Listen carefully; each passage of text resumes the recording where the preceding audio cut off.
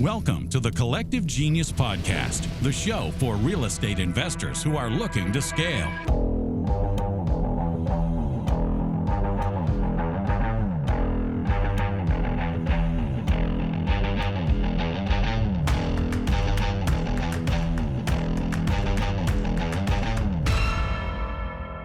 Welcome back into the Collective Genius Podcast, a podcast for real estate investors that want to grow and scale their business. I am blessed to have another week, another great guest on our show here, CG Premier member, Mr. Sean Grabow. Welcome in, my friend. How are you? I'm doing amazing, Leon. Pleasure to be here today. Yeah, you always have a smile on your face, man. It's you're one of the most positive members that I've ever been around, and I might not have told you that before, so shame on me, but you always bring great energy. You're always a go-giver, one of the biggest go-givers. In fact, I know you've won an award for that. You're just just a good person to be around, especially if it's cloudy and gray outside. Go find Sean. Nah, the glass is always half full. I love that about you. You are, let's do this. Let's give a proper introduction. I always like members to do this. So, it's not coming out of my mouth. It's actually, what your business is. So why don't you start with what you do and where you do it? Yeah, so I'm based in Columbus, Ohio. Have a real estate investing company where we wholesale, flip, and purchase rentals. Been doing it for almost 9 years now. And then about 3.5 years ago, I started a virtual assistant company that is based in Cairo that does lead generation for investors. Two things I mentioned that the first thing I always enjoy is that you're always half full, always a smile on your face. And second, I love to live vicariously through you as you're always traveling to some new place. In fact, in 2022, when you applied with your right hand, Noah, I remember I've had a lot of, over the years, I've done probably for the Collective Genius 1,000 plus consults. I lost track, 7+ years ago. You're the only one that was on a plane. I don't even remember where you were headed. It was like Istanbul or something like that you were headed at the time. You're the only one that jumped on the consult from the plane that was headed somewhere in the Middle East. Do you remember that? Oh yeah, no, I remember it. I remember it well. I think it might have started in the queue of the line to board the plane and then, finished on the taxi. Yeah. When did you start? Like, have you always been someone that wanted to travel or did travel? Because you seem to do it a lot for business, of course, but we just had a conversation about you living for a little while in Colombia, and the time I met you were on a plane to overseas, and you've got the VA company in Egypt. Is that something that's always been a passion of yours? Yeah, very much so. My grandmother got me traveling at a young age. And just my entire family, people I looked up to, were always into traveling. And I spent the first, spent my 20s really traveling through the U.S. a lot, living in different places in the U.S. And then when I was about 32, you got the bug to really go international. So the last 8 years, I've been just trying to, visit as many amazing places around the globe as I can. Favorite place or favorite places? It might be hard to name one, but the favorite place that you've been or places that you've been so far? Well, the one that always comes to mind was spending 3 months on a motorbike through Laos and Vietnam. Oh, cool. Yeah. Very cool. Why Vietnam? I think it was just such a unique experience. And then going on the motorcycle, I would get to a lot of places where there weren't tourists. There were towns that I would go through, and I felt like if so many people were staring at me that I felt like, oh man, this must be what it's like to be Tom Cruise. So I think it was just such an authentic experience. We had the motorbike breakdown and stay at somebody's house for a few days, and it was very spontaneous, unplanned. Like I did actually, bought the motor me and my girlfriend bought the motorbikes, from somebody who, a couple who had just finished that trip. We had a couple beers, and I think by the 3rd beer, it was determined that we were gonna buy the motorbikes and recreate their trip. So, yeah, it Very was cool. very genuine and authentic. You know, a lot of entrepreneurs that listen to this that are growing their businesses and have passions. I love when you get to a point in your business that you've grown it, that you've built a team that allows you to do these fun things. And clearly, you've made a business out of this as well. You're not just traveling some of these countries for fun. You do have fun while you're there, but you also obviously have the VA business in Egypt, and we'll talk more about that in a second. But I want to start with how all this started. People listen to this show because they are trying to get inspired to make that jump, or they're looking to continue their path. Like for instance, when you first applied here, you guys were doing 100 deals. You're now getting close to 300 deals a year, so you've tripled the business. Employee wise, I'm sure you've grown on that side. Your doors have doubled. I almost said quadrupled, doubled, a little over doubled. So you've had tremendous growth. You clearly, got in this business to do the things that you love, which is travel. Where did this all start? How'd you find out about real estate, or were you always in real estate? No, so, man, I wish I would have known earlier on, but I didn't get into real estate till I was about 32. I was a small business owner out in Northern California doing agriculture, and I was just ready for a change. I had a mentor at the time that I was close friends with, and he was always kind of putting it in my ear that like real estate would be a better path. And I was something I should really look into. So, yeah, it was beginning of 2018. It was actually right after I did that Vietnam trip. When I was on that trip, I knew I was going to transition, so I started really diving deep into bigger pockets, reading as many books as I could. Yep. I was just pretty much obsessed for about 6 months on making a transition. I thought I wanted to buy rentals. I didn't even know about wholesaling at the time. But I was just very much like, okay, I'm not somebody who plans. I'm very much the massive imperfect action kind of person. So I started researching different markets, to buy and hold rentals.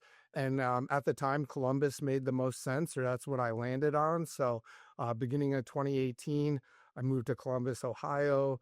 I randomly found somebody who wanted to partner up on the internet. Um, Partnered up with him for about a year, decided to break off and do my own thing. And yeah, that was the path that brought me here. So you had never been to Columbus before? I mean, I grew up in Michigan, so I'd been once or twice, but I didn't know anybody there, know much about it. I didn't know you grew up in Michigan. Whereabouts? Lansing. Lansing. Okay. Yeah, I lived in Grand Rapids for 3 years. Loved that area of the country, especially in the summer. Not much in the winter. So it sounds like you've moved around a lot. Decided that real estate was the path. You up and moved from Northern California to Columbus. How do you start? You said you had met somebody on the internet. That always goes well. But it sounds like it went well for a year. How do you get started from not ever living in that state? Um, I guess just I know everybody's wired differently. I'm somebody who learns by just jumping into things and making mistakes. So, and I'm just not much of a planner. I'm very spontaneous. So, yeah, I guess I just took a chance. Like, at first I was like, I had no idea what I was going to do. I was like, if I need to drive Uber or, whatever, I'm just going to go there. I'm going to find a way to make it work.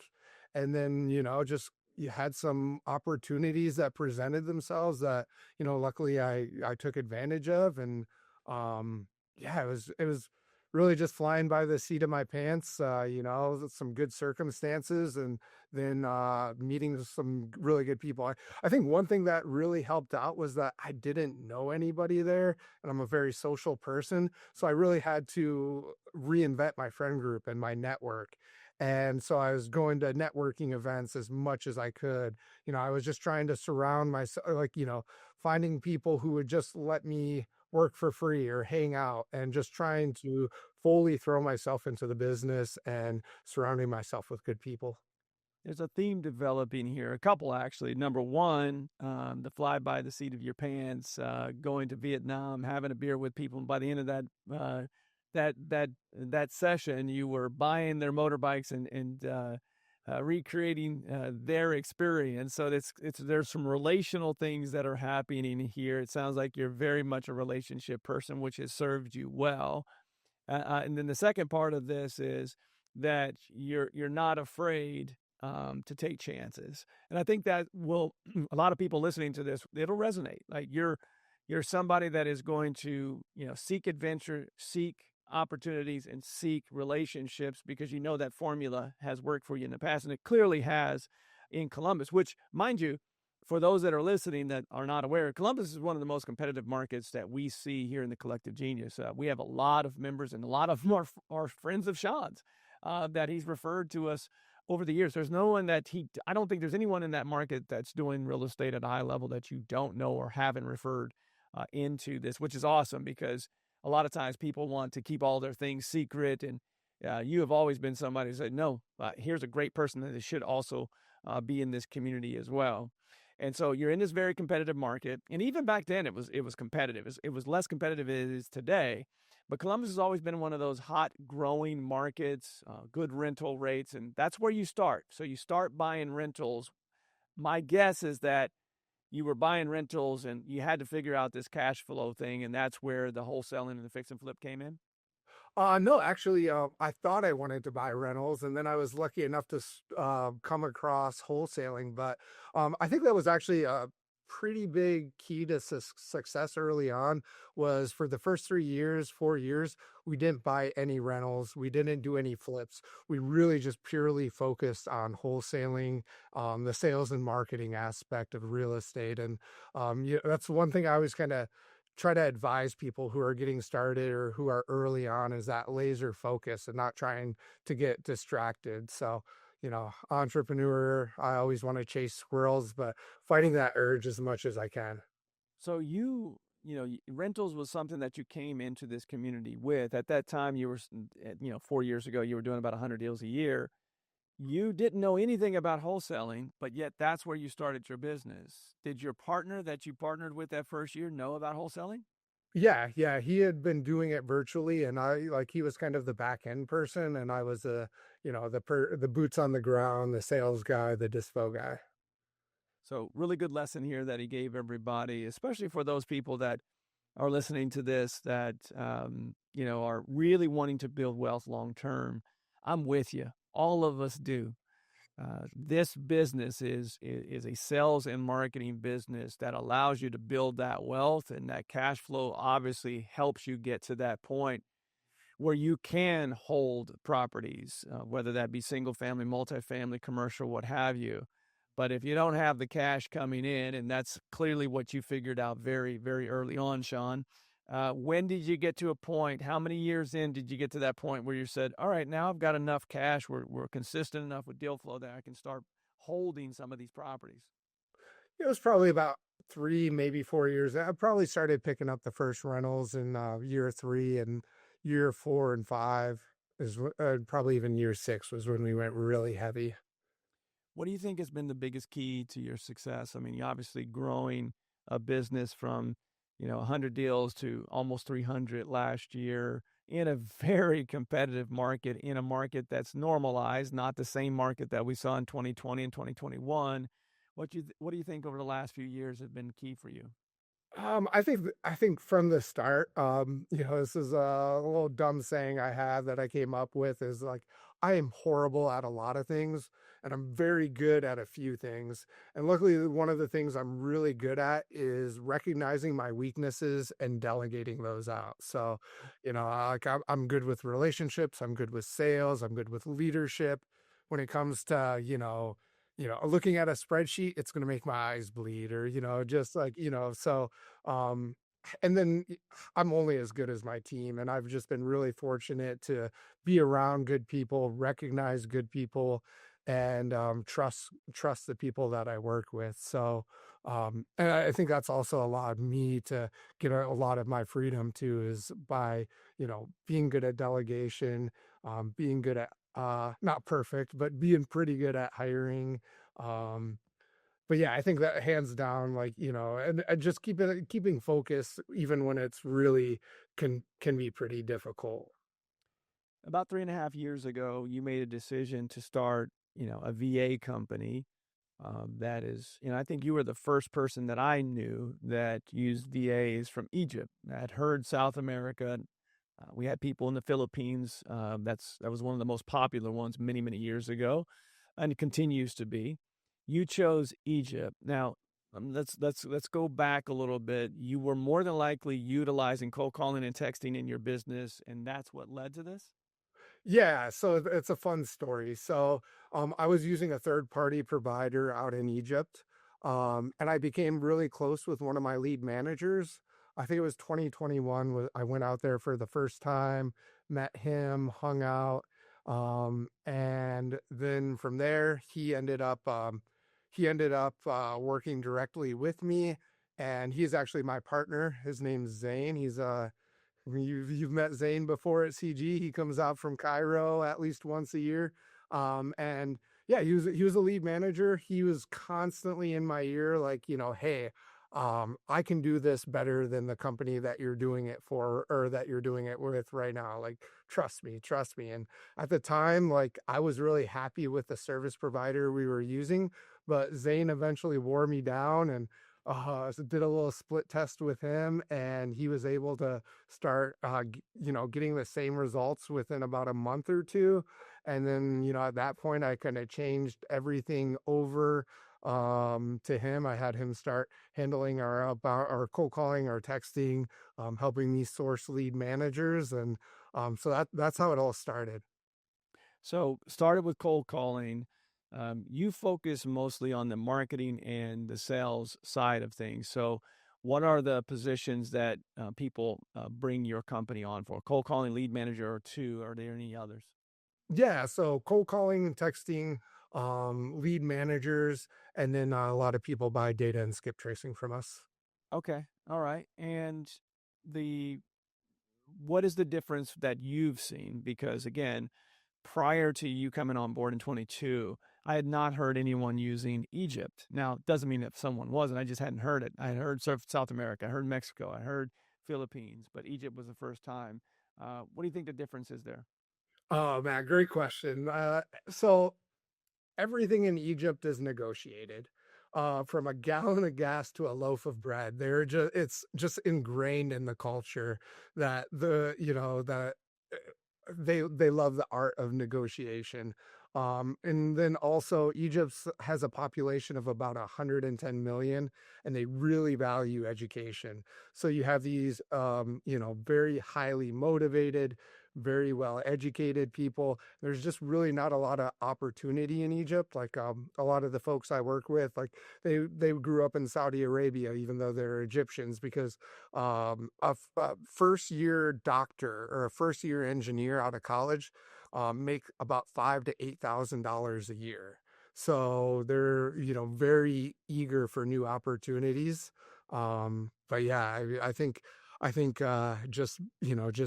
generally speaking, they're just built for sales. And you got a high quality individual because they're going to make more doing this than they're going to make, doing, like you mentioned, the $5,000 to $8,000 as a doctor first year. So they're going to have better opportunities for making money doing something along these lines. So you get a high level individual. What's working on that side? I want to talk to you about the investment business, obviously, as well. What's working right now for Res RV, a VA that you feel like is, high level? Yeah, so over the last year, we've put a lot of effort into the lead manager product that we have. So I've always used, well, not always, but for the last 6 years, I've used virtual lead managers, and we've really dialed in a very good process with that. And so like we built around, or how we train our lead managers have been based on the lessons that I've learned over the last 6 years in working with lead managers. Um, and then I think it's just kind of overall, I think you've seen this too, Leon, is a lot of the best service providers, they start off as investors and then they stay investors, but they recognize an opportunity where they could be doing things better because they know their business better. So I think everything, whether it's cold calling, lead management, how we pull data, it all comes down from lessons that we've learned within the wholesaling business, and then taking that model and and giving and showing other people how to do it. And then the other thing too is, once again, this comes from being an investor and seeing something that I thought could be done better, is customer service. Like we were just really big on just almost being obnoxious to reach out to people to see if they're happy, to get feedback. Continuous improvement is one of our core values. So, yeah, and just kind of being humble, like, recognizing that there's always room for improvement. And even if it's, every investor has a different system, and getting the feedback from them to how we can improve it or maybe even customize their campaigns. I'm going to ask you something here that I'm sure you get asked a lot in regards to lead managers specifically. That is, if you're doing outbound marketing, that's the first person that takes the phone call, that is representing your business. And obviously, if they're doing outbound, they're also the first person that a homeowner is hearing from your company. So I know you get this as an objection. So I'd love to hear your response in regards to having someone that's overseas as a lead manager, especially for inbound, versus someone local, because I've seen it work both ways. I've seen people have tremendous success with virtual lead managers, and swear by it. And I've had others that have just said, not doesn't work for me, or hasn't worked for me is the best way I should put that. And I prefer having in person. I'm sure that's an objection you get. How do you overcome that? So it definitely goes both ways, and I think it depends on the culture. Like we try to keep one in-person lead manager as somebody who has the potential to move into acquisitions, because we close in person almost all of our deals, or sign most of all of our deals that way. So it comes down to the culture. It comes down to the kind of the setup of the business, and like I think the big thing that has allowed us to be very successful with our virtual lead managers is treating them like anybody else. So, we're doing sales training 4 days a week with our lead managers. We do a yearly, well, when we hit our goals, which has been, I think, 8 out of 9 years, we've done an international trip where, we always do it the week before, middle of December when things are really slow. And we've gone to Thailand, we went to Tanzania last year. We've been to Egypt a couple times. But just really just having the culture where they feel like they're more than, a virtual assistant. They're part of the team.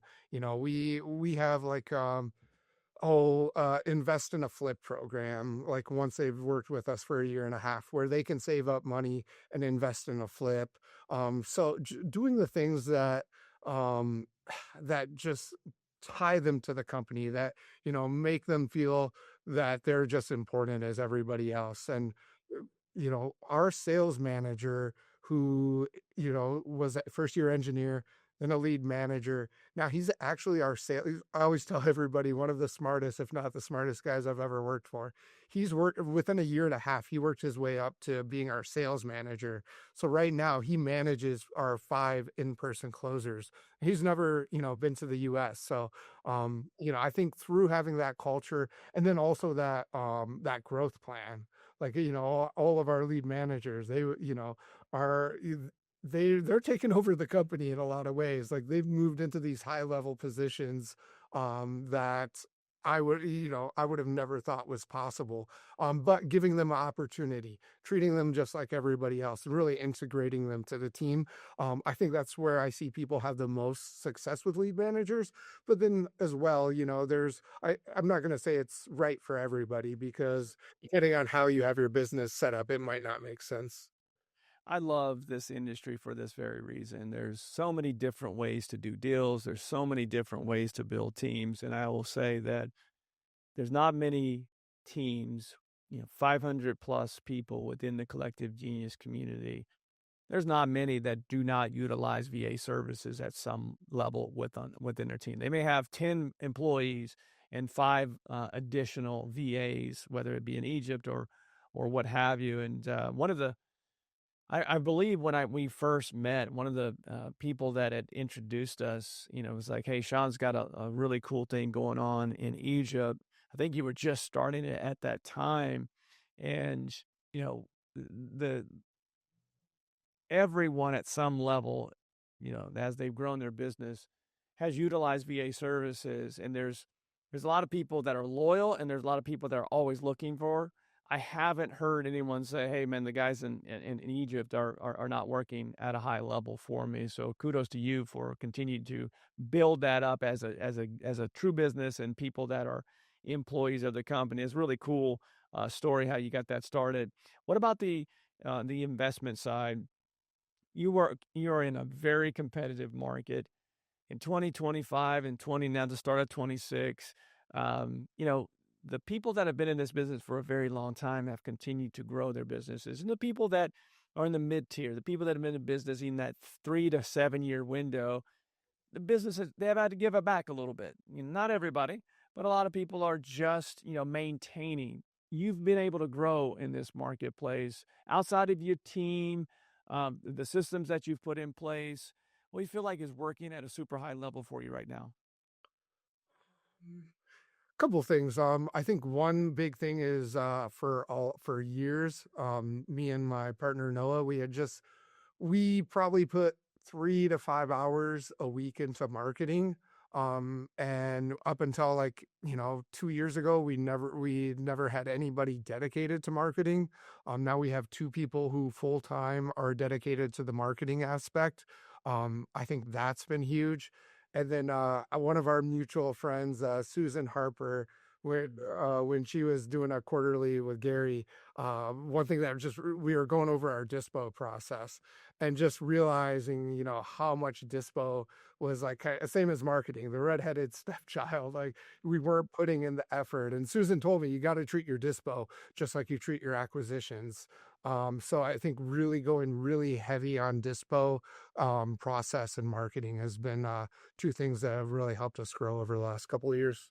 I sure hope anyone listening to this right now that is, not doing maybe the same type of deals flow, or maybe a little frustrated.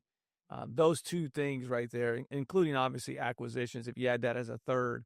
If I see people that are struggling right now, it's usually on one of those 3 things. It's the acquisition of the lead first. It's the lead with an appointment, and then it's the conversion, which is acquisitions, it's sales.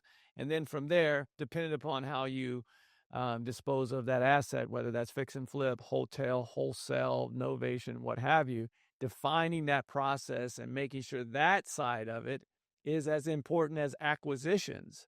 Uh, in the past, that hadn't been as important, right? When the market was just bonkers in 2020 and 2021, your dispo process could be completely broken because you had tons of people that were willing to buy, especially in markets like Columbus and Atlanta and Charlotte and all these where institutional buyers are buying. It wasn't hard. That if you are struggling right now compared to where you were in the past, more than likely it's your marketing and it's your sales process, both on the front and on the back side. I love that. Thank you for sharing that. I can also tell that you and Noah have built a great team. You have great teams on both sides. It's not rocket science. Like, this is, if you want to grow and scale, you can't do it alone. You've got to do it with really, really good people and make sure that they have all the resources that they need to do this business at a high level. You've got some really good things going on here, Noah, but what are you most excited about in 26? So we've always only been in one market because we do the face-to-face appointments. So we just went into a new market starting in January. We expanded to Cincinnati, and we chose that because it's about an hour and a half away. So, same. We did a lot of analysis, but I'm really excited for that. And yeah, at the same time, recognizing that can't take the foot off the gas with Columbus. Got to stay focused there. I think another thing was last year we spent so much time and energy and resources into redoing our processes, into, we did a lot of hiring. We were less profitable last year, as far as a percentage wise, than we had been in years past because we, before going into this new market, we planned it out for over a year. So a lot of 2025 was getting ready, setting that up. And so then what I'm really excited about for this year is we're going to be doing a lot less changing stuff up, a lot less, changing processes. And really it's like this year is the year to implement. It's, let's just stay focused on generating income. Let's not make as many changes, try new things, but let's just execute this year. Love that. Again, great advice for those in this market, whether you're doing great or not so great right now. Execution, especially with the revenue in mind, the highest and best value right now for all operators. I've seen a lot of people over the last few years, Sean, come out of the sales piece. And usually, I heard Eric Brewer say this on a meeting this week. He's like, the first thing that people generally do is put someone in acquisitions, which obviously is the last position that you want to take yourself out of because typically you're the best person and someone goes from the best salesperson to the worst leader on the team because they were a great salesperson doesn't necessarily make them a great leader. Clearly, you guys have been focused on process. I love that. And now having that opportunity to really focus in on knowing the process and executing it at a high level will serve you well. In Cincinnati, are you going virtual or are you still doing belly to belly in that market as well? Belly to belly. I'm just a huge advocate. Not to say one works better than the other, but from my personal experience, like I just feel like when you're talking to somebody, you can read their body language. There's just so many advantages. So, yeah. So right now we have we took one of our very best people, and he's been doing some commuting. And as we're getting the proof of concept, we're gonna get ready to open an office down there. But Okay. And you plan on hiring someone or moving someone into that market? yeah, yep. So we took our best acquisition guy who is also a very just natural leader, very passionate about training. And as we had planned it, and so now he's the guy leading that project. Very cool. I tell people all the time is, it's better to go deeper than wider. But once you've gone deep, you've had success, you've, darn near tripled your business in the last 3-4 years. You now have the opportunity to look outside, but it takes great people to be able to do that. And if you look at most corporate entities, they don't just go into new markets. They actually pick somebody from their team and they take that success and they replant it into another area because it's proof of concept. Similarly, if you're going to do that, success leaves crumbs, man. There's breadcrumbs all over the place. And clearly you're following that model that's been successful with you an hour and a half away, which is not, it's great. Over 2 hours is tough, but an hour and a half, especially because in that metro, more than likely you've got some areas of leads that you're seeing that are probably within a 45-minute window of Columbus. Very cool. Yeah. Very excited for you. If people were to reach out to you for your business and or your investing business in Columbus or Res VA with all of the great VAs that you use from a sales side, the lead management side, what's the best way for them to get in touch with you, Sean? Yeah, so people can always look me up on social on LinkedIn, Facebook, Instagram. They can always visit for the VA company. Our website is res-va.com. But yeah, anybody like whoever wants to reach out, regardless of what the purpose is, I'm just very passionate about connecting with good people, helping out any way I can. So yeah, never hesitate to reach out if there's anything, or if you just want to, shoot the breeze. Yeah, I will tell you this. If you're listening or watching this, Sean is a man of his word when it comes to that. From the day that you came in here, it's ironic, man. The Columbus guys are, the Columbus investors in general are so connected and such good people that most of you have referred each other in. And you were one of our, I think, second or third recipients of the award that you received on just spreading the word of CG to other people. I think you and Travis Copeland on the leaderboard here in the last 5 years of the most referrals into this group. And he always has time. I can tell you that if you're listening to this, he's somebody that will take the time if you have questions. And if you are somebody that's running your business with just a couple people right now, I encourage you to have a conversation with him on the VA side. Uses it for his business and clearly works for him. Sean, I appreciate your time. Thanks for reaching out to me. You were on my list to have on the show. You are one of the most, what do you call it? What's the Dos Equis, man? The most interesting men in the world, as you are always somewhere traveling. And earlier when you were saying Vietnam, I thought of immediately like, Anthony Bourdain, when he was doing the traveling food show. Anthony said his favorite place, and he had to pick one. It was Vietnam. So when you said that, I thought, man, he's kind of the Anthony Bourdain of real estate. Yeah, no doubt. I'm a big fan of Kitchen Confidential, man. Oh yeah, I grew up working in kitchens. So okay, all right, awesome. Well, thank you, Sean. I appreciate your time, and I encourage you to reach out to Sean. Thank you again, my friend. Always good to see you, and looking forward to seeing you here at our next meeting. Likewise. Thank you so much, Leon.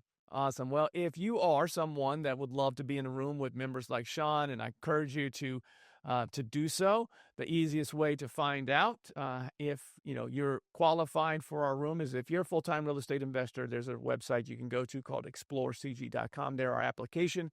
You can fill that out.